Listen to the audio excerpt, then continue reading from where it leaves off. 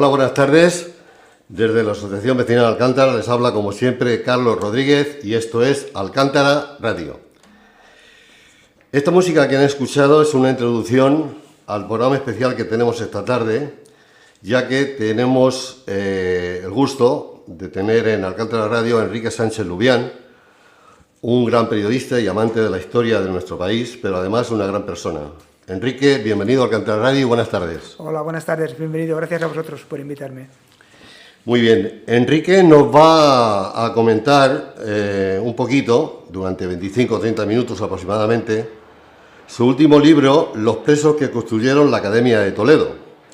Un libro que se presentó el pasado miércoles 14 de mayo en el Centro Cívico de Santa Bárbara, con una gran asistencia de público, entre ellos 8 familiares de estos presos, algunos de ellos relacionados con nuestro barrio. Así que, Enrique, cuando quieras, los micrófonos son tuyos. Adelante. Pues bueno, buenas tardes de nuevo. Efectivamente, el pasado día 14, aquí en el Centro Cívico de Santa Bárbara, presentamos este último libro mío, que lleva por título Los presos que construyeron la Academia de Infantería. Este es un proyecto en el que yo he estado trabajando durante los últimos 2 años y medio, aunque en realidad llevaba ya bastante tiempo dándole vueltas a la idea de afrontarlo. Hace años yo tuve conocimiento de un extenso reportaje fotográfico que había llegado aquí a la Academia de Infantería, desde Mallorca había llegado, en el que se veía muchísimas fotos del proceso de construcción de la Academia de Infantería. Ajá. Y en esas fotos había muchas fotos de gente trabajando, de presos trabajando, de penados trabajando. Y a mí me llamaba la atención quiénes eran, saber quiénes eran esos presos y saber algo sobre la historia de esos presos, porque en realidad, en la extensa historiografía toledana, apenas el tema de la construcción de la Academia por una colonia penitenciaria apenas se ha tratado. Hay algunas referencias en libros que se habla de la Academia, así fue construida por los presos, punto. Pero tampoco se había profundizado hasta ahora en este asunto. Lo único que se había aproximado un poco más era el coronel José Luis Isabel, de la Academia de Infantería y también de la Real Academia de Bellas Artes, quien hace unos años, desde el Ayuntamiento de Toledo, una revista que editamos que se llama Archivo Secreto. En el año 2011 hicimos un número especial dedicado a la Guerra Civil y le pedimos a él que hiciera un trabajo sobre la construcción de la nueva Academia por los presos. Él abordó un poco el asunto desde el punto de vista militar, desde el punto de vista urbanístico y incluye también el testimonio de un preso que en los años 80 se había acercado a la Academia y había dicho, mire, yo trabajé aquí cuando era joven, cuando estaba preso y quiero volver a ver lo que yo construí. Entonces el coronel Isabel entabló cierta relación con él, se cruzaron varias cartas y sobre esos testimonios él escribió en ese artículo de la revista Archivo Secreto sobre sus vivencias y decía textualmente más o menos, y esto es todo lo que he podido averiguar sobre la colonia penitenciaria. A mí aquella frase se me quedó grabada y digo, es imposible que no haya nada más, tiene que haber más cosas. Así es que hace 2 años y medio, aprovechando que había terminado otro libro anterior, dije, bueno, voy a intentar averiguar qué es lo que hay sobre este proyecto. Y me tiré a una piscina que no sabía si había agua o no había agua. Porque todas las cosas tampoco sabía muy claramente por dónde tenía que empezar a buscar la documentación. Claro. El caso es que, bueno, pues fui avanzando, fui tirando de un hilo, tirando de otro, y al final encontré que en esa piscina había mucha agua. Uno de los primeros fuentes donde yo encontré fue revisando los boletines oficiales del Estado, que la gente dirá que qué locura es esa de revisar boletines oficiales del Estado del año 41 al año 46, que fíjate, son boletines en que yo sabía que cuando un preso salía en libertad, se publicaba la orden de libertad y se decía de la prisión de Algeciras, de la prisión de Zaragoza, de la colonia penitenciaria de Toledo, y así poco a poco fui realizando un primer listado, que luego complementé con los expedientes penitenciarios. Los expedientes penitenciarios están conservados en el Archivo Histórico Provincial de Toledo. Es una documentación que estuvo aquí en la cárcel de Toledo. Cuando la cárcel de Toledo cerró, se marchó a Ocaña y hace como 20 años, 20 y tantos años, el gobierno pidió a las cárceles provinciales que toda esa documentación que tenían las enviaran a los archivos históricos. En el Archivo Histórico Provincial se conserva toda esa documentación de la cárcel de Ocaña y entre ellos hay en torno a 2.000 y pico expedientes penitenciarios de presos que pasaron por la Academia de Infantería. Eso me llevó varios meses a examinar, leer todos esos expedientes, pero ya tenía una idea más o menos clara de quiénes eran los presos que habían estado aquí en Toledo. Eso me llevó a conformar un primer listado en torno a 2.500 presos y sobre ellos empecé a trabajar. Empecé a contrastar cada uno de esos nombres con diferentes archivos, con la Fundación Pablo Iglesias, con archivos militares para ver consejos de guerra, hasta que ya tuve un cierto documentación abundante sobre lo que habían sido esos presos. Pero claro, ese era un libro que yo no quería que fuera solamente un libro de papeles y de documentos, sino que fuera un libro que fuera de personas. Me faltaba contactar y encontrar a las personas. Una de las primeras referencias que yo encontré fue que Higinio Artalejo Sánchez, que había fundado Los Mueres la Rosa, había sido uno de los presos que había estado aquí en Toledo. Entonces, bueno, contacté con algún miembro de la asociación, con José María concretamente, que José María me dijo, bueno, yo no tengo relación, pero Luis Álvarez Ocampo sí que les conoce, y a través de Luis pues puedes hablar con ellos. Y efectivamente, quedé un día con Luis, le expliqué mi proyecto, me expresó una idea y me puso en contacto con la familia Artalejo. Y a partir de ahí, pues bueno, Luis ha ido sirviendo un poco de introductor aquí en el barrio, porque es cierto que muchos de los presos se quedaron, cuando salieron en libertad, se quedaron a vivir en Toledo y muchos de ellos en el barrio de Santa Bárbara. Correcto. Se quedaron por varias razones. Primero, porque cuando uno salía en libertad tenían unos condicionantes. En primer lugar, muchos de ellos no querían volver a su pueblo con el estigma de haber sido republicanos que habían estado en la cárcel. En segundo lugar, porque a partir del año 43, cuando los presos quedaban en libertad condicional, se les daba la opción de seguir trabajando en la academia como obreros libres, con lo cual muchos decían, mira, si viene a mi pueblo a buscar un trabajo, aquí tengo ya un trabajo. En tercer lugar, porque algunas se quedaban, claro, porque algunas familias se habían venido a vivir aquí para estar cerca de sus padres o de sus abuelos. Y entonces se habían asentado y el sitio más cercano era el barrio de Santa Bárbara, y se habían asentado aquí, pues también era lo más cercano. Y luego, en cuarto lugar, porque muchos presos, cuando salían en libertad, salían con la pena accesoria de destierro, que podía ser de hasta de 250 kilómetros de su lugar de origen, con lo cual no podían volver. Y así fue, gracias a Luis, pues fuimos poco a poco tirando de hilos, él me fue buscando familias y encontramos a bastantes familias de aquí del barrio de Santa Bárbara. En primer lugar, tanto que han tenido familiares presos, como gente que había vivido en el barrio de San Blas, porque sabéis que la academia se construyó sobre el barrio de San Blas, un barrio que fue desalojado, fue expropiado, y en el libro se incluye la relación de las 40 y tantas familias que se les expropiaron con la cantidad de hecho, muchísima gente que vivió en ese barrio luego se bajó al barrio. Claro, sí, efectivamente. A vivir. Entonces, bueno, una de las primeras personas con las que hablamos, aparte de la familia Artalejo, fue con Dionisio, que nos contó cosas, que su padre era cabrero, alguna vez, aunque no había estado preso en la academia su padre, pero sí nos contó algunas cosas y nos sirvió para enfocar el tema. Con Angelita Becerro también hablamos también con Isabel de Paz. Con Isabel de Paz, compañera nuestra. Compañera vuestra en la asociación, que efectivamente su padre sí que había estado preso en la academia. Muy agradable fue el encuentro que tuvimos con Amadora. Amadora Lucas nos contó, cuando estuvimos en su casa viéndola, nos contó que su padre era un aficionado a escribir y tenía en casa muchos cuadernos, o había dejado cuadernos con poesías y muchos escritos de su vida. Y entre esos cuadernos dijo, yo creo que tiene que haber alguno en el que hable de su paso por la academia. Y efectivamente, al cabo de las semanas me llamaron y me dijeron, mira, que una de mis hijas, que es la que conserva esa documentación, tiene un cuaderno en el que relata toda su vida, relata sus experiencias en la guerra civil, su estancia en prisión, y dedica muchas páginas a contar su paso por la Academia de Infantería como obrero. A mí eso me dio, porque es un testimonio fantástico, que en el libro se recoge bastante de esa vivencia, entre otras cosas porque él cuenta cómo conoció a su mujer. Antonio Lucas venía de Villalgordo del Júcar, de Albacete, había estado por varias prisiones y llegó aquí a la prisión a la Academia de Infantería, y él trabajaba, uno de sus cometidos era ir con un camión, iban a la zona de Vargas a coger arena al río Guadarrama, al arroyo de Guadarrama. Entonces allí en el arroyo veía como un grupo de mujeres jóvenes lavaban la ropa en el río. A él le gustó una de ellas, que se llamaba Apolonia Albarrán, que venía de un pueblo de Cáceres, pero que su familia se había sentado, su padre era carbonero y había estado primero en ventas con Peña Aguilera y luego después se habían trasladado a Vargas. Y entonces ahí se ganaba la vida, Apolonia se ganaba la vida cosiendo, con su madre, con sus hermanas. Ella también era viuda de guerra, tenía ya un niño. Total, que al final Antonio se enamoró de Apolonia y cuenta en el cuaderno, cuenta cómo la conquistó, haciéndole un pequeño juguete para el niño que ella tenía, hasta que, bueno, una Navidad es muy emotivo, porque cuenta que un día de Navidad, cuando ya había más o menos, tenían una relación más cercana, ella vino aquí a la academia a traerle un paquete de comida para que pasara la Nochebuena. Y el día de Nochevieja él estaba aquí solo y pensando que su familia, que Apolonia y su madre estarían en Vargas pasando la Nochevieja con mucha precariedad, se escapó de la academia y fue a verlas a Vargas. Se escapó y fue a verlas a Vargas, y a partir de ella más o menos formalizaron su relación. De tal forma que luego después, unos meses después, se casaron en la propia academia, se casaron.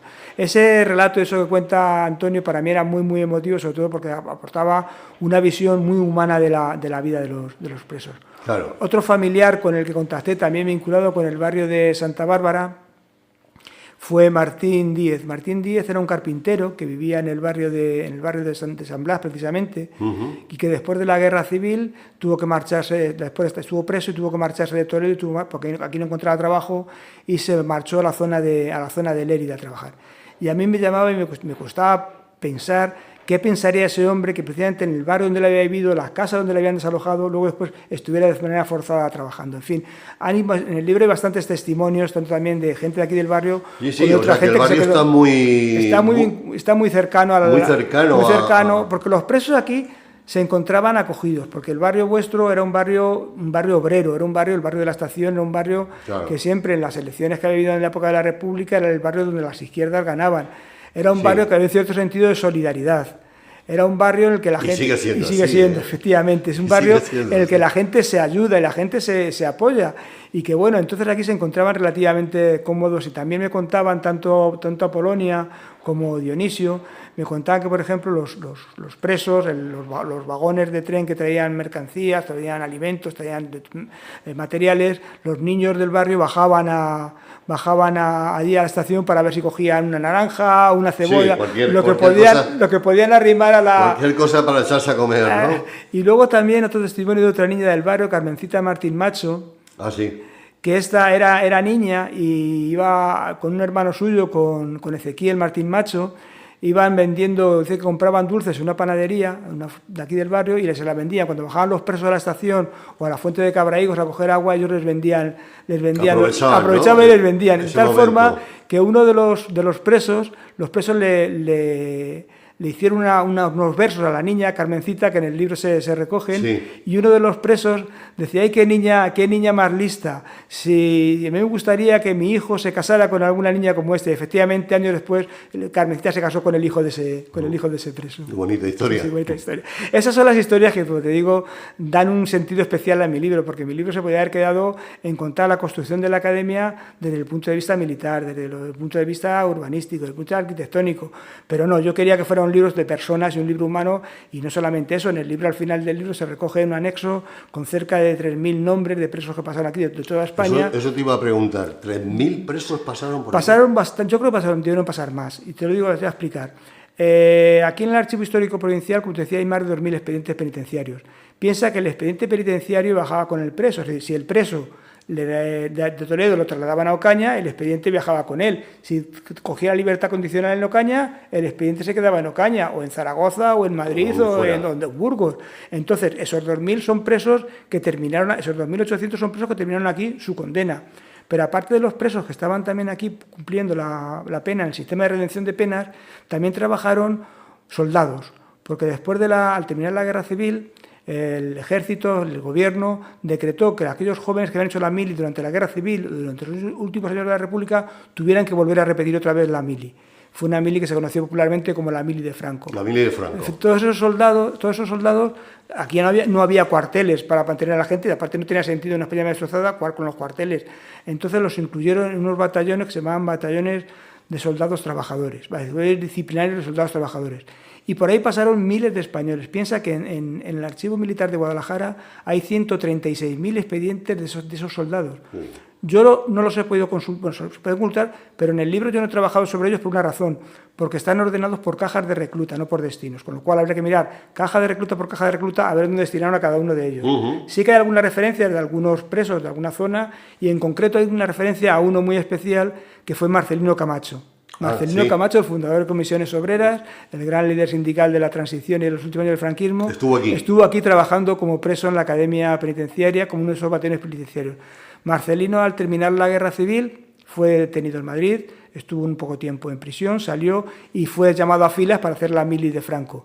Estuvo en un batallón disciplinario de soldados que estuvo por la zona del norte de España. Él tenía ciertos problemas de bronquios, total, que consiguieron trasladarlo aquí a Toledo, con un clima mucho más benigno para su salud, y aquí estuvo un tiempo dado de baja por un problema de unas hernias. Total, que al final, tras pasar aquí unos meses en Toledo, ese batallón donde él estuvo trabajando fue trasladado a la zona del Estrecho para construir fortificaciones tanto a un lado del Estrecho de Gibraltar como al otro lado del Estrecho. Él le tocó en la zona de África y allí se escapó. Allí se escapó hacia Orán y él se evadió allí. Pero estuvo aquí varios meses trabajando. Estuvo varios meses aquí trabajando. trabajando. Muy bien. Otro nombre curioso que también sale en mi libro, que me llamó la atención mucho, fue el de Venancio Sacristán. Venancio Sacristán es el padre de José Sacristán, el actor. ¿Ah, sí? Sí, el padre de José Sacristán también estuvo aquí preso. De hecho, José Sacristán conoció a su padre cuando él salió de la cárcel. O sea, él fue un niño que nació estando su padre en la cárcel, salió de aquí con la pena de destierro, y por eso ellos eran de Chinchón y se fueron a vivir a Madrid, a una portería que había cogido su madre, y ahí fue donde José Sacristán conoció a su madre. Y José Sacristán, muchos oyentes lo recordarán, porque él suele hablar con cierto cariño cuando habla de su padre. Recordará que en el libro yo recojo una anécdota, que una ocasión en que le dieron un premio, que le daba un premio el rey Juan Carlos, entonces el emérito, Juan Carlos le dijo a José Sacristán, al terminar el acto, que quería conocer a su padre, a Venancio el comunista. Ah, curioso. Sí, sí.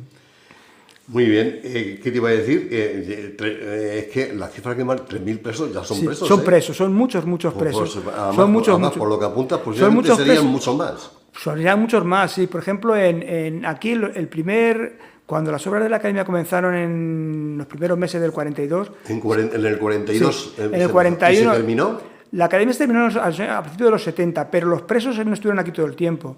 Los presos estuvieron aquí del 41 hasta el 46. El primer contingente que vino fue de 400, y luego después vino otro contingente de otros 400.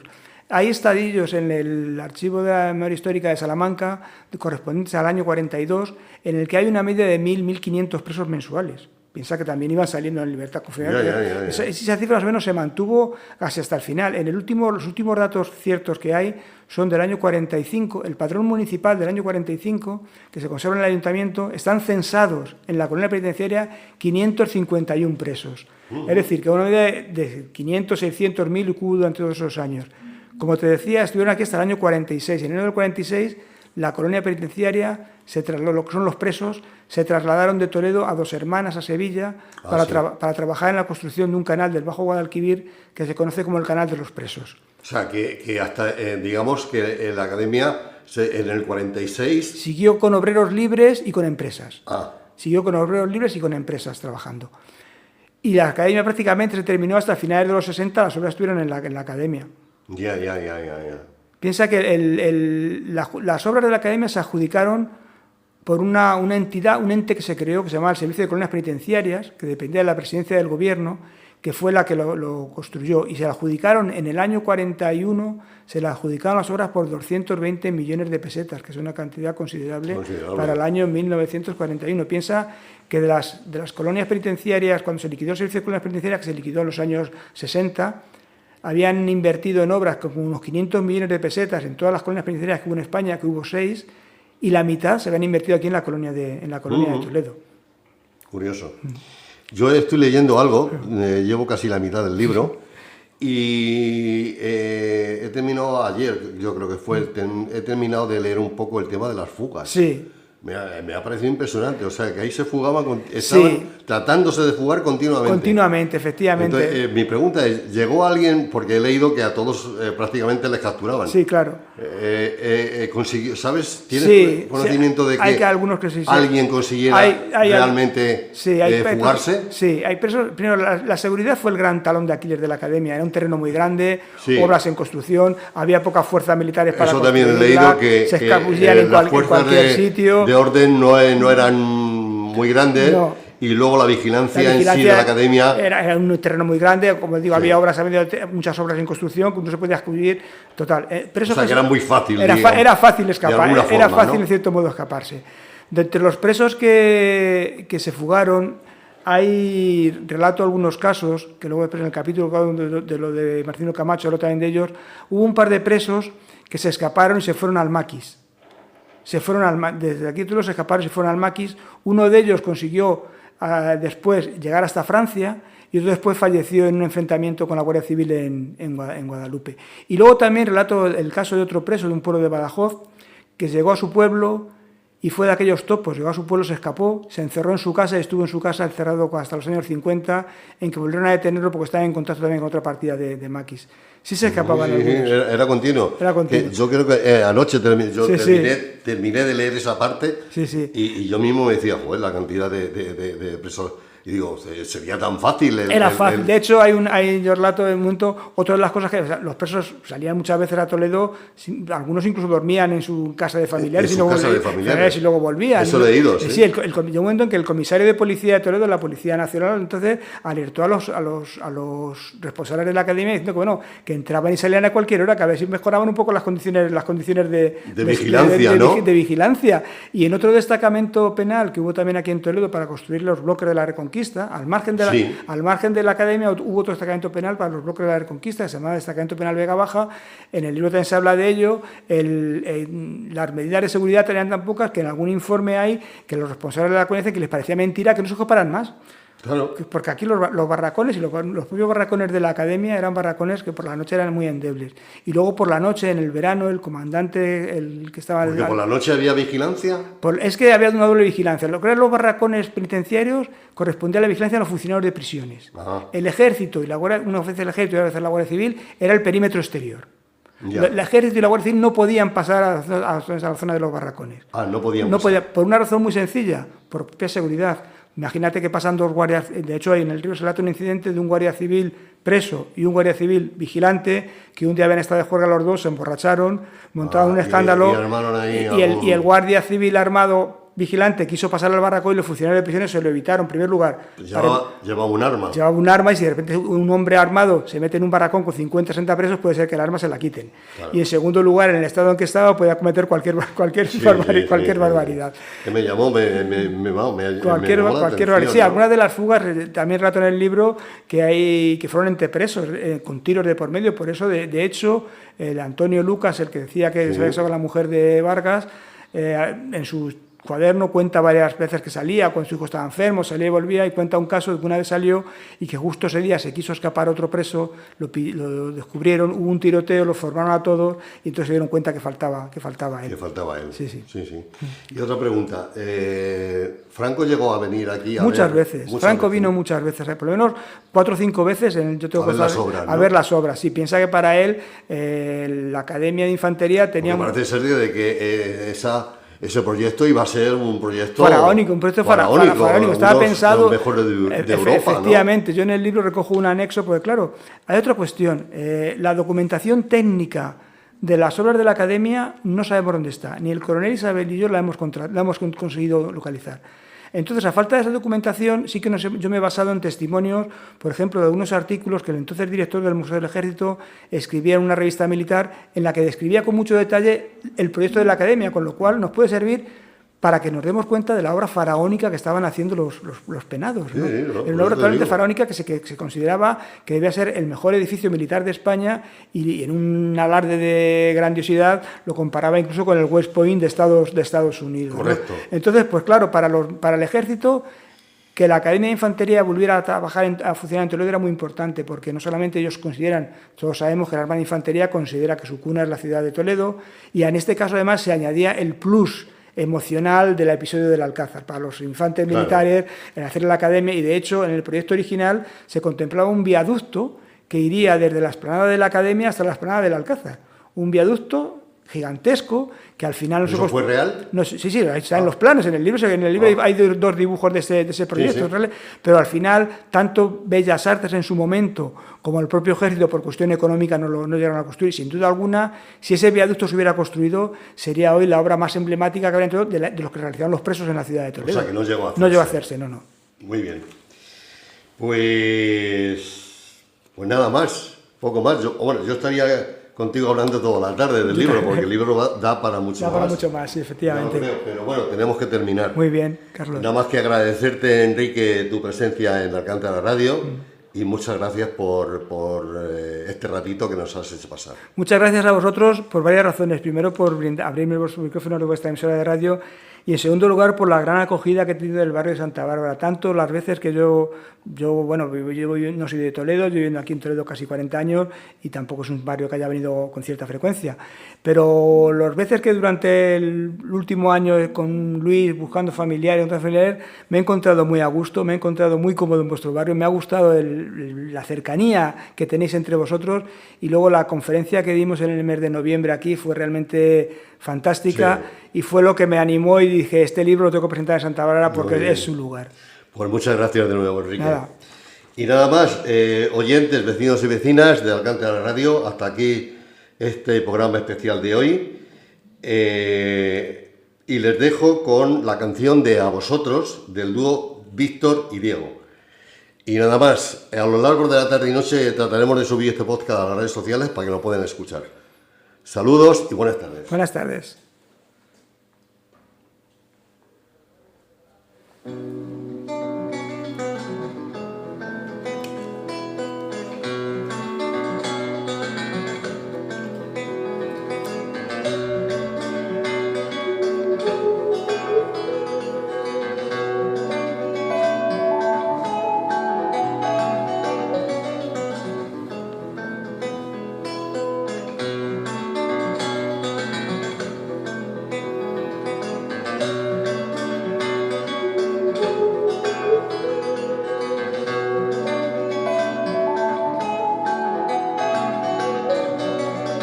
Gracias a vosotros,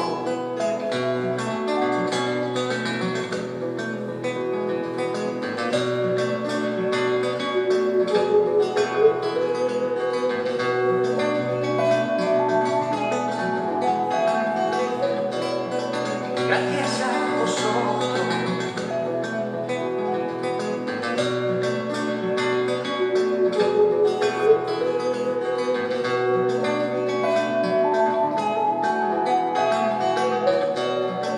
gracias a vosotros, gente de ayer, que le disteis luces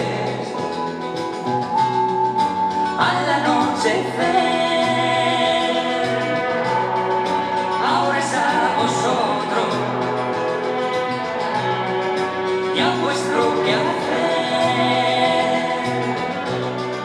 por quien alzo el vuelo, por quien cantaré. Visteis que demostrar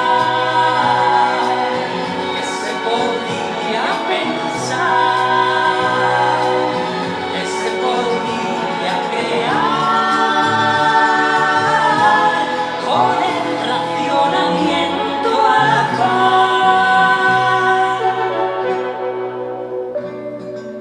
Pantalón bombacho, pan con vitacal y un libro de Hernández para desayunar. Foto del domingo para recordar. Una novia flaca que trajo la paz.